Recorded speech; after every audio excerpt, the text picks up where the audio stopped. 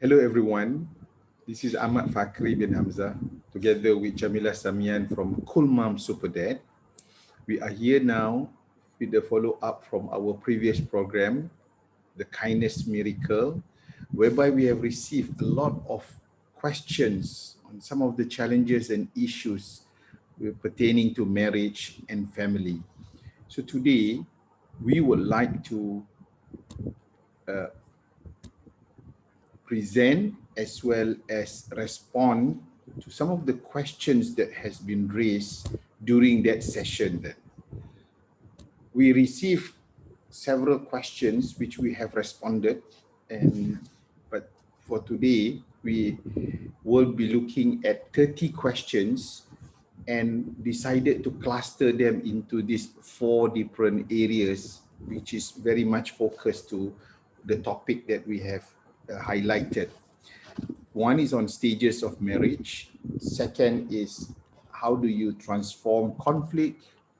There are generic marriage related matters, and towards the end, we'll just wrap up with the issues pertaining to family, kindness, and others.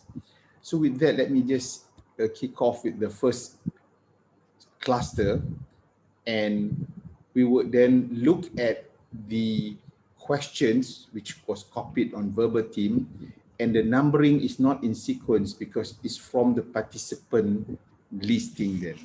So let's move on to these first questions then.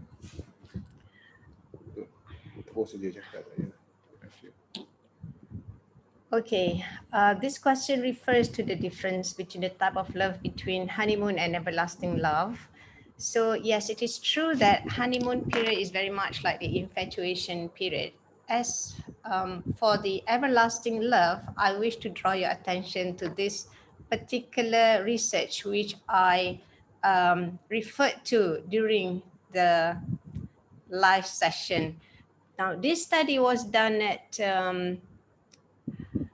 Stony Brook University by Bianca P. Acevedo and Arthur Aaron. All right.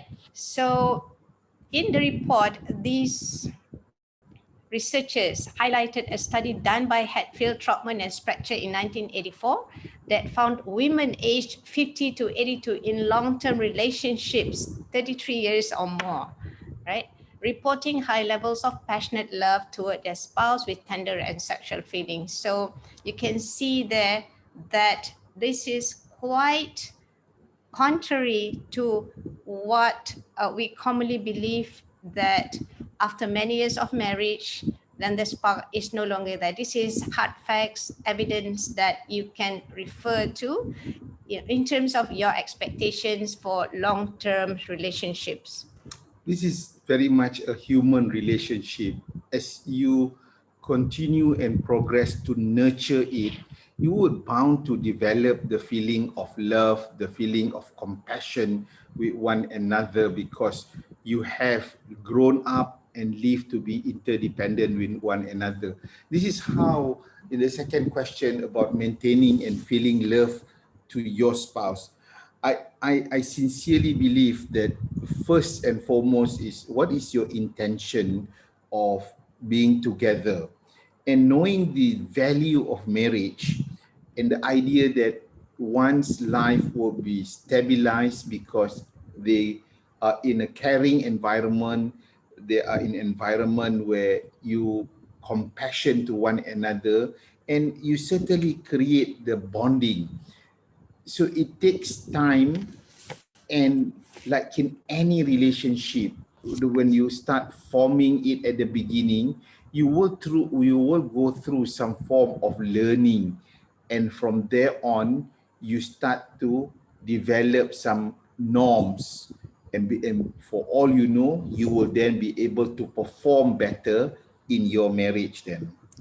Okay, for me, there are 3 things, right? Number 1 is knowledge, especially when it comes to knowing the stages in marriage, as well as how you can enhance the love and affection, respect between you and your spouse.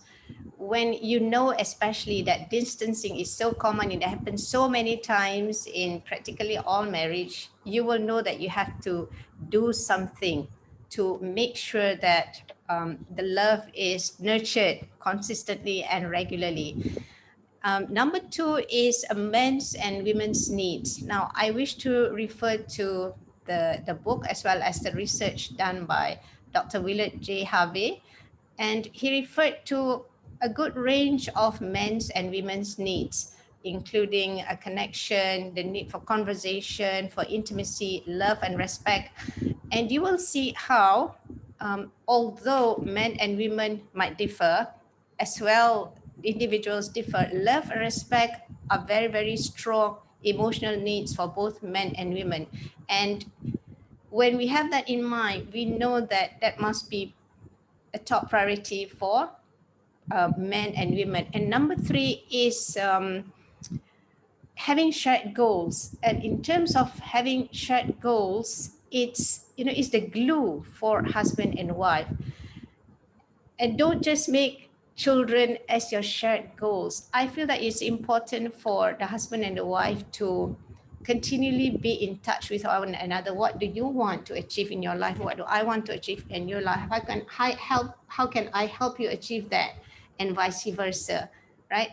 What are the things that we together as a couple can achieve? Something that I cannot achieve on my own and he cannot achieve on his own. And we can only achieve it if we were to work together in tandem. I think the next two questions are pretty much relatable because it's a question of drifting away, either because mainly due to the kids tend to take away a lot of your time, and partly also because couples are rising into their own career and personal development. I think we need to be very conscious on the long-term goals. When you need to reflect, when was it started? What was the dream that you have together? What was the superordinate goal that you wanted to achieve in life? And as you go through these ups and downs, the need for you to maintain that loving and caring relationship must continue. Granted that the children requires your attention, but that doesn't stop you from trying to look at one another. I wanted to point out that for us, we have to take that step of having our own couple time, the time where we spend together. This is partly to break the monotony, and this is partly also not to take for granted between one another. So this is an important steps that you need to then be in a time off situation. Imagine that you play a game of football, you need to take time off because that's the break, that's the pit stop that all of you would take time to reconnect back to one another. The most important thing when we have children is to remember that your spouse is number one and the kids are number two. Yes, the kids are important. They are still number two.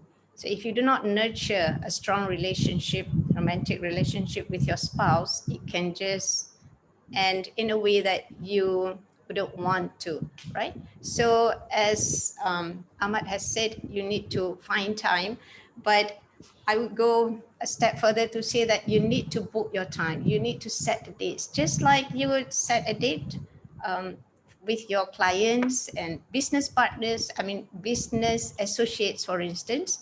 You need to block your diary for that time. Do not assume that things will happen naturally. It's really difficult, especially when you have children, as much as they bring a lot of joy. It's very rewarding to have children, but if you're not careful, children can actually push you away from one another. I think that's a point we need to reflect. And yes, indeed, it takes two to tango. And when is the time to let go? As an HR practitioner, when someone leaves a company, resign from their position, we have an understanding what we call the push and the pull factor. something that internally from the individual that push him or her out, or something externally that pulls that person from where the environment. So one of the key element in relationship is about trust. If it's broken, then you have a much harder time to try and redevelop and rebuild back. If you can, that will be great, because you want to give your relationship a chance. You have come a long way. You have started life together. You want to share your life with one another. But through the process, you need to then be able to develop that resilient skills of patience, resilient skills of accommodating. There's an element of give and take, but in this process, you cannot think of a quick fix solution. Having said that, when you try your best, when you have gotten through some element of external support and help, either from the family members who wants both of you to be together, or if you need external expert advice from the counselors and from those people who could be able to identify your blind spot, then there is a greater chance for you to mend the relationship. If not, then it's better off for both parties to part in their own ways. Well, it is true that not all marriages are blessed with such qualities, but before we go there, it's always good to ask, what can I do differently to produce different results? We know that it's not possible to get different results unless intervention happens. So intervention could be your own self. What can you say and do differently? And of particular mention here is when the relationship gets toxic, especially when there is the blame culture. It could either come from yourself or your spouse, but since you cannot change anybody, you cannot change your spouse, then you need to check yourself.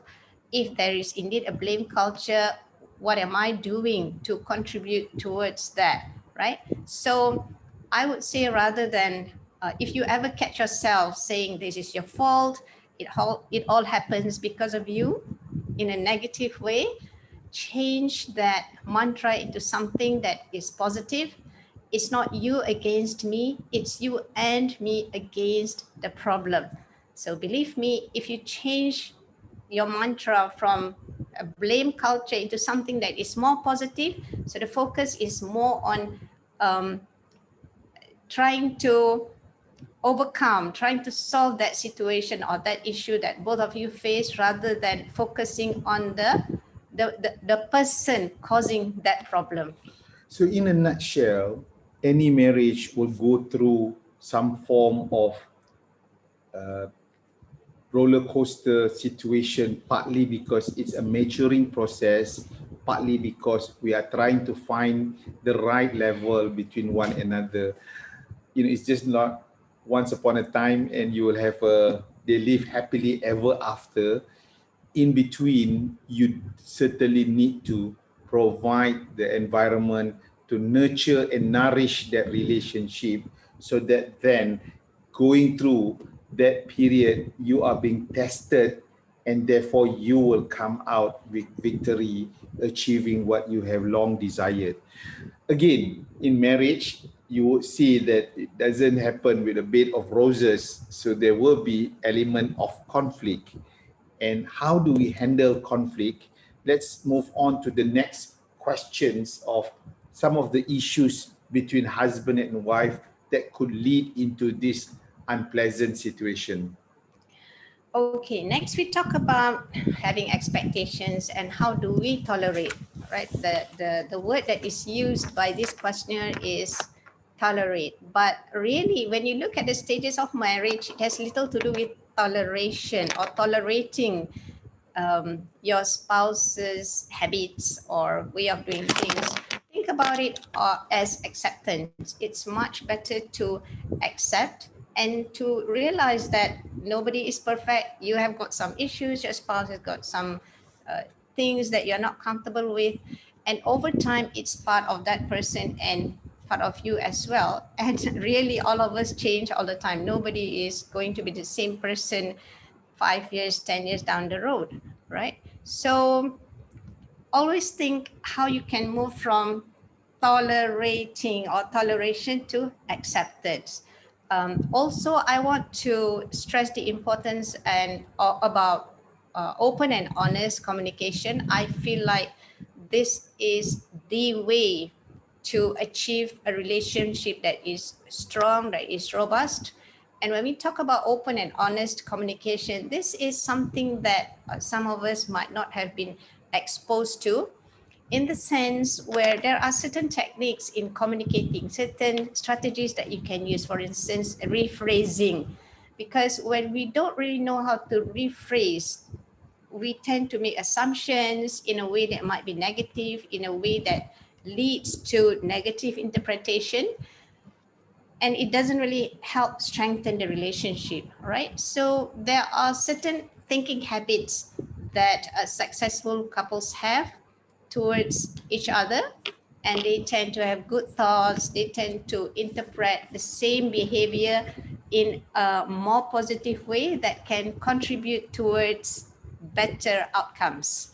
You see, this we have to recognize that there is a divine injunction on the grand design of the makeup between men and women. And I think we knew there is already a difference. So let's celebrate that diversity, because that difference is not meant to make you divergent, but it tries to find some common grounds where you could complement and supplement and therefore be convergent to each other expectation. Certainly you need to manage that, because you're trying to understand the other party. You're trying to see that the person have lived, grown, experienced different environment, certain values that has been ingrained in different individuals. So therefore you need to understand that you have different expectation that you need to meet, and realistically know that what is best for one another. Again, conflict, priorities. And Okay. Yeah. The next question is about the value of self-reflection. Self-reflection, well, it might be tied to, it might be a function of maturity, but at the same time, it's always good to regularly do self-reflection. Yes, it is true that our partner might not be on the same page. In fact, it is really impossible for us to always be on the same page. But it's not just about self-reflection. It's about anything that you feel that is of value, that you feel your spouse might not be really in tune with what you are doing or thinking. And if it is something that is really a priority to you, I would say, why not try to introduce the idea in bite-sized pieces, rather than saying something that might not be taken well by your spouse. Hey, I like to self-reflect. How come you don't do it? Don't you think that we are mature enough, we have been married long enough to do this kind of self-reflecting? Rather, you could try to serve this kind of idea, try to plant the seed of an idea, the value of self-reflection. For instance, if you are really into self-reflection, perhaps in the form of a very short article or a video that maybe could be humorous. So, it's like you want to give medicine to a patient, if you're a doctor, if you like, right? If that makes sense. And to do it in a way that is enhancing towards the relationship, in a way that is palatable and it's nice to have, right? So it's really not just about the importance of sharing something, but it's also a matter of how you say it. I think Jamilah mentioned just now about having that family vision. And the minute you have a common goal and destination, that really helps you to smoothen and polish what is the priority between one another. And then granted that all of us, the makeup are different. typically couples, either one of them will be extrovert or introvert, or certain distinct profile that differ from one another. So we need to recognize that, and we need to respect the space. And there is a point that if you requires more time for self-reflection, then take that time off and explain to your partner. And I sincerely believe that it will not happen immediately. This is not a magic show. This is a marathon run, not a sprint type of situation. And it's also not a competition. It is how you and the other party would be able to resolve and find some amicable solution for you to move forward. Okay, the next question is about the partner looking down at me, right? The word points, I don't have the points, but I just don't like busy. You see, a marriage is not like, you see, the minute we use the word points, it sounds as if this is like a win-lose battle or war. Remember, you are on the same team. You and your spouse are on the same team. So it's not about win or lose, who wins, who loses. You want both of you to win. You want to be together. You want both of you to feel fulfilled and be happy, successful in this journey together. So be mindful of the words that we use to describe whatever we are facing. All right. So it's really think about, is this matter really important? The thing that I'm really busy, you know, the thing, the thing, the matter where I feel like I'm not getting my rights. If you have got, say, 50 items, where would that item be, right? Where would that item be? And also sometimes I like to remind myself, what if tomorrow is no longer around? You know, when you think of the day when your spouse is no longer around, that's really a reality check, and to remind yourself that you don't have that many days together. And would I be having the same thought? Would I be as upset as I am now? So that really put things into perspective, I would say. I think this question 30 and 17 is what probably embodied in Jamilah's mention about the model by Thomas Kilman. On one hand, if you look at the mengalah, sounds like the turtle, trying to run away from the problem, or even the teddy bear where it just wants to submit because it. But in the long run, it may eat you up. It just gets sour the relationship, and because you're not able to deal it in an open, in a very transparent, and in the situation where you want things to be resolved and you want the other party not to take advantage on you. And that's also this question of ignorance and not wanting to resolve. I mean, that's probably a typical shark attitude with feeling of ego and macho. I think there's also a lot of element of patience in any of the spouse to try and get them on board together. This win-win owl relationship is not something which can happen instantly, immediately, even though some people may have a long courtship relationship prior to their marriage. Realistically, as you understand the individual deeper and deeper, it's always a good checking point, and that's why I will always encourage when couples take that retreat or away day to really create that bond and relationship. They also reflect on each other's behavior and whether what have I done differently.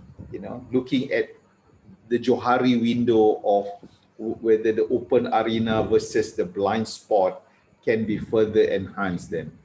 Moving on, this conflict of question number 40 and 13, it's about money, and it has been one of the lethal source of couples getting divorced, and it is something that has to be sorted out quite upfront. I personally, in one of the way for us to balance this issue of finance is, um, I have this understanding of the five component. What is your income? How do you save it? So saving becomes a very important element. Before then you start thinking of saving, of spending it. And then once you have known the remaining balance, then see whether you can sadaqah or contribute whatever that you have given, because it's for you to soothe your conscience. And last but not least, to make your money really run, is for investment. So I think this discussion has to happen with the within one another. From an Islamic perspective, I mean, it's the man who has to take that role to as a breadwinner, basic needs of the family. It has to be from his fund and account. But in the current reality, where economic requirement, where the lives, I mean, your own lifestyle needs to be prioritized, so that then the other spouse would then try to chip in on some of those areas where you could look between what is the needs and what are the wants that the family would need. Yeah. From experience, I find that certain issues, especially when it comes to money, finances, are heavily invested in emotions. That means you might get emotional over certain things, all right? And also from experience, I find that if you have got a strategy to really sort out issues, looking at things in an objective way, it really helps to diffuse the emotions and to together with your spouse find solutions that are more agreeable to both of you. So I would strongly suggest using or applying techniques, for instance, like the 6 thinking hats, which we as a family have used multiple times, and this is something that we also teach our children. And you will realize that decision making, not just about financial, not just about money, even things like where to go for the holidays, you know, you have the negotiations, and there are different functions, different hats that you use, where you apply emotion, where you do not use emotion. And that really helps us to come up with decisions that are really agreeable, and everybody can see the pros and the cons, and everybody feels respected. And yeah, it doesn't become something like a bomb. All right, so I think that is really important. And I don't know whether this is something to do with being Asian. Sometimes we prefer, you know, we are used to keeping things bottled up, which is not a very healthy thing. So try to look for a technique or a strategy that works for you, help you come up with decisions as a family. Google it, 6 thinking hats. So I guess the remaining two questions that we see, it's related to issues. I consider this as noise, but I think we have to recognize that before we got married, there's certain habits that we have taken, and old habits certainly die hard. Some of you, you know, you have to watch that football at night, or you have to go for that fishing trip, or you have to do that biking, because when you were bachelors, you have all the time to really do whatever you enjoy doing, and doing meeting with your friends and colleagues. But I again, let's try to put our thinking head. Is this a great priority? Is this something that you could do without? Is it something that the can cause the beginning of drifting between the two individuals? Sometimes we take it for granted. Sometimes we just thought, yeah, it's just a small matter. But these are the little things that finally crop up. These are, and worse still is that couples begin to build their own scoreboards and try to say that it's because of you we can't do this, because of this it happened to be. And you need to be open, and you need to really ask yourself whether is this something that can be resolved. Uh, she watched Korean drama. It's also an element of priority.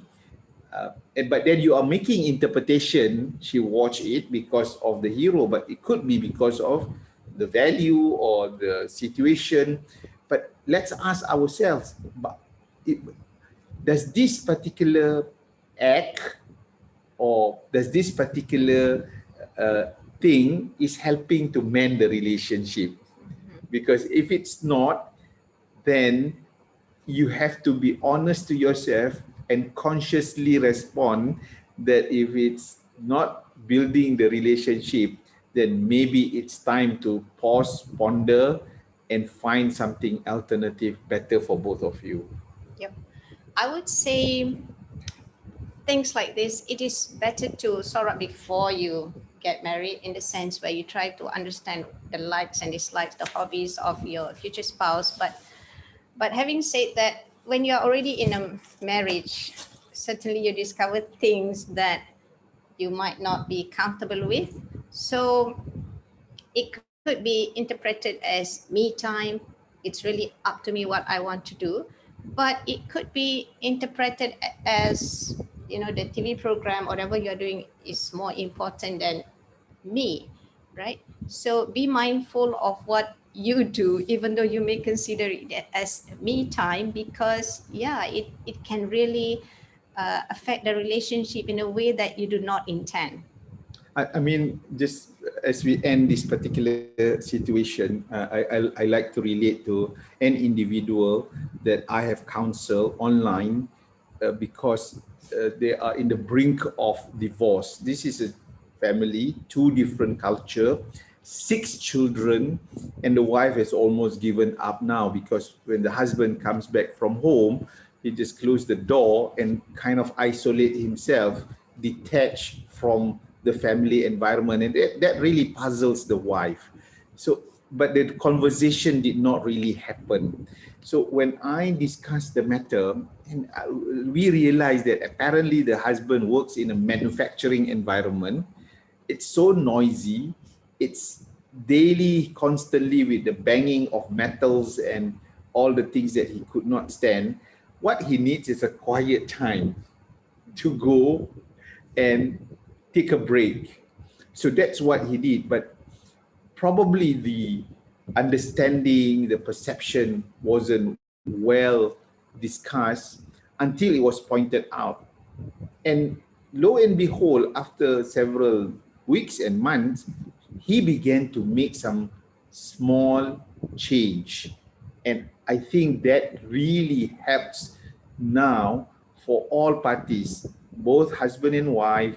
The children began to understand, they allow that space, and then they rebuild back the relationship through other means, family bonding time together. So moving on to our third cluster, and this is a bit of a mixed bag of marriage matters that probably may not be too much interrelated, but it suffices to be very focused and sharp on responding to the questions then. How do you deal with the depressed spouse? When you are having depression, you might feel hopeless and helpless, and this is a very real thing, right? Because physically, there might be seemingly nothing wrong with the person, but being depressed, having depression is a very, very real thing. And it might come to the point where you feel like you can't even get out of bed, all right? Try to understand that this is not something that the spouse or that person who is depressed, they are not making it up. They are not making it up, right? It's very real. So the family support is extremely important, right? You might take medication because the doctor prescribed it, the psychiatrist prescribed it, but family is very important. It might make or break the person. And what does this entail? Having positive conversations, right? Avoid negative ones, and making sure as much as you can uh, to make sure that the person have a healthy diet, eat well, and take care of their hygiene, right? So if the depressed spouse is talking in a negative way, try to challenge that negative thought. For instance, if your that depressed spouse says, I can't do anything, I'm just so useless, challenge that thought by reminding him or her of something good that he or she has done before, right? So the family support, I would say, especially from the spouse, is critical. Yeah. The one thing that we need to realize is that it doesn't happen instantly. You would want to see and notice some of the sign when someone goes through a depression. So I sincerely believe these they want to make sure that they have hope, it can be resolved, and there is help that they can go to. Now, you will be the first line of defense as the spouse because you understand better, you knew them, and you know what are some of the hot and cold buttons that you can switch on or switch off then.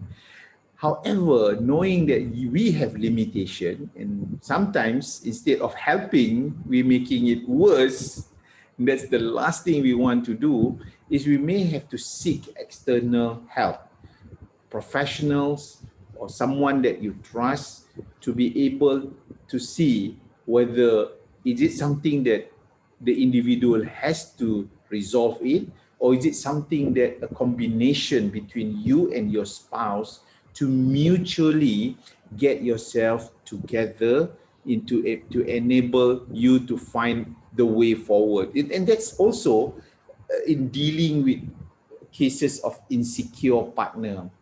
Again, this issue of ambition and confidence, uh, I think this person would need some help to put things into perspective, to understand the purpose of life. It sounds to be quite very hard, philosophical, but the minute a person find meaning into why they exist, why they should be what they want to be, and how they can become better, going through these phases, helping them to pass through this moment of instability would help them to come out and refresh themselves, reboot themselves. I mean, that's what we said, and look for the different version of who they are. Yeah.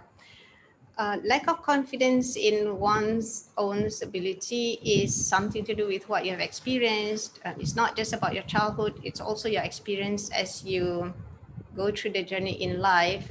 I totally agree with what Ahmad says. You know, you need to be kind and encouraging, and you have to provide that gentle push that can help this person discover what he or she is capable of. Yeah, knowing what is the triggering factor of why the feeling of insecure may also help to find the right solution. And I think this is, in this case of working from home, feeling like a housewife, I think that may be true probably 10 years ago, where people feel that if you work from home you're just like someone, and especially goes for men for that matter.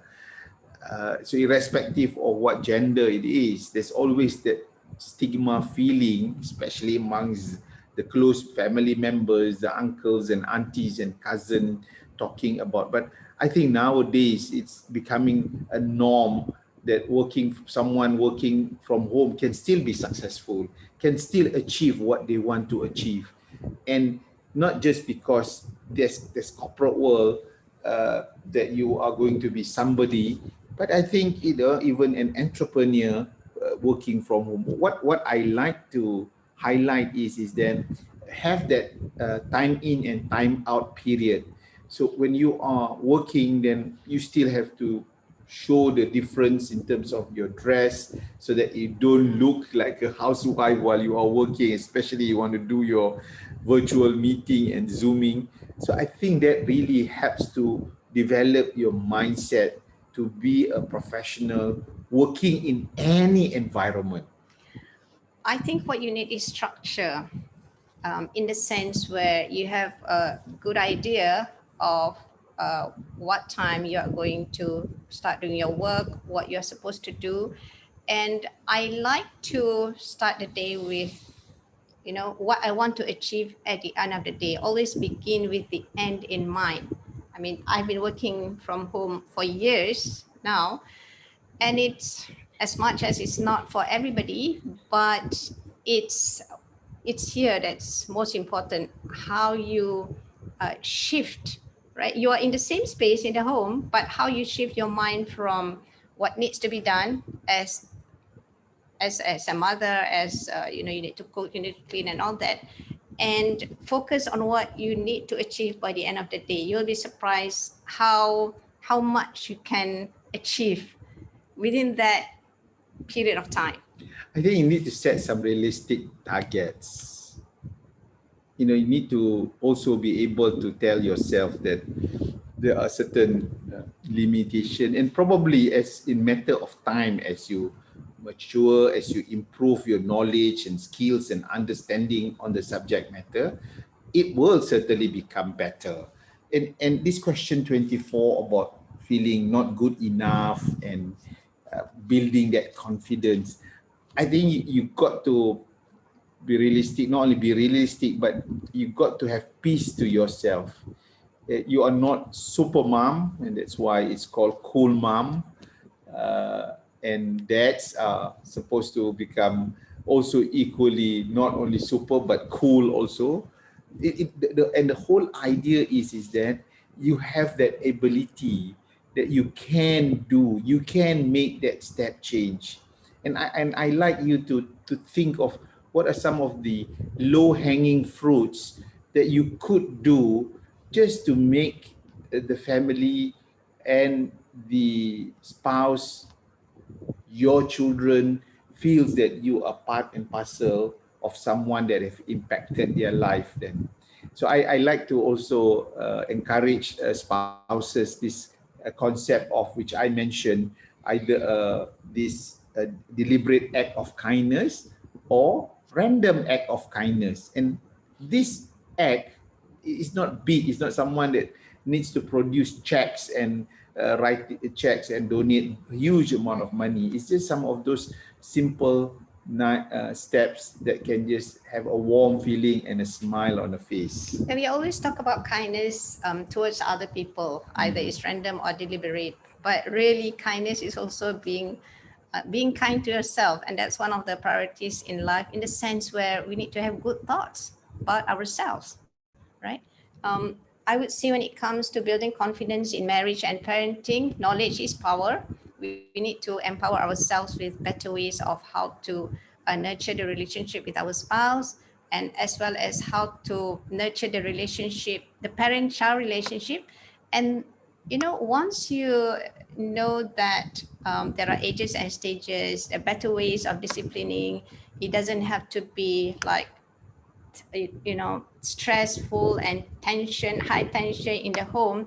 If you know how, then that really builds confidence in yourself. See, the remaining this next two questions about elderly men quiet and wives a chatterbox and couples are hypocrite, and I think this is perceptions that we base on, or stereotyping that we base upon our experience or values or things that we have gone through in life. I think it's not really true that I know there are some men who are chatterbox and women are completely quiet and to be themselves. So different individuals have their own preferences, personalities, and traits. I think we need to recognize that. On couples being hypocrite, I think it's I think people are making lots of attempt, whether in the open, especially in the open, in the with the idea of wanting to demonstrate it's a positive manner.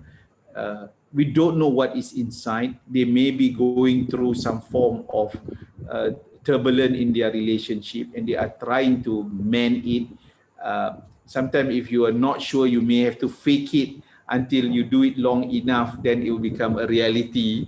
So and that's the whole idea of rebuilding back that relationship. And obviously, Jamilah and I knew that there are been emerging studies now about this gray divorce, whereby as couples as the children grew up and leave the nest, so now they decided that yep, it's we part our way, since there's no longer the binding factor between them. Uh, Something that you want to avoid, something that you knew that if it's going to come in, this is like knowing a virus is going to attack you. You have to be proactive, to be prepared, and then redefine your SOP between your spouse then. The whether a person is happy or not, whether they are fulfilled or not, it is not necessarily tied to the kind of relationship, the quality of the relationship. So this is a complex issue. How happy you are, whether I mean, is there anyone who would say my level of happiness is 100% tied to my relationship with my spouse? I don't think so. That is a contributing factor. There are many other factors. So I would say let's not judge others based on what they do, because every person is unique, every relationship is unique. Rather, I would say be that person who would bring cheer and positivity wherever you are. So I think the next one is quite a real situation, as most of us, the younger generation, travels to different parts of the world, meet different people, and certainly it is not uncommon that even in our case, we have our children, having different countries, for instance. So love can happen, but you need to be very clear on some of the parameters, not only about the country rules, but even your loved ones in terms of their values, the sensitivities of those elements. And deep inside all of us, we have our understanding on our religion, and that needs to be discussed upfront because it has implication. When you get your when you have children, so what are they going to be? And that could be a source of conflict if it's not being tackled upfront. That is very true. We have come into contact with couples who, before they get married, they felt like they didn't care about religion. But surprisingly, once you have children, your values change, right? So this is something really a serious matter that you need to think about before you dive into marriage. So the last question is about dealing with your ex in terms of managing relationship, and I think the main issue is how you are going to really make sure that, if especially for those having children, you do not jeopardize this relationship, then the growth of your children, the development of them. So I think there is a certain element that you need to respect, and there is that element that you need to ensure you maintain the decorum. You just make sure that it is going to sooner or later you will be on your own way with your new life then. Yeah, actually, one of the most important thing is to make sure that the divorce does not impact on the children. You do not make your child or children be messengers between you and your ex. And children, usually when parents are divorced, they feel some kind of guilt, thinking that they are the ones who are to blame for the parents' divorce. So when your children are ready, make sure you talk about this in a way that helps your children understand that they are not to blame. So why do we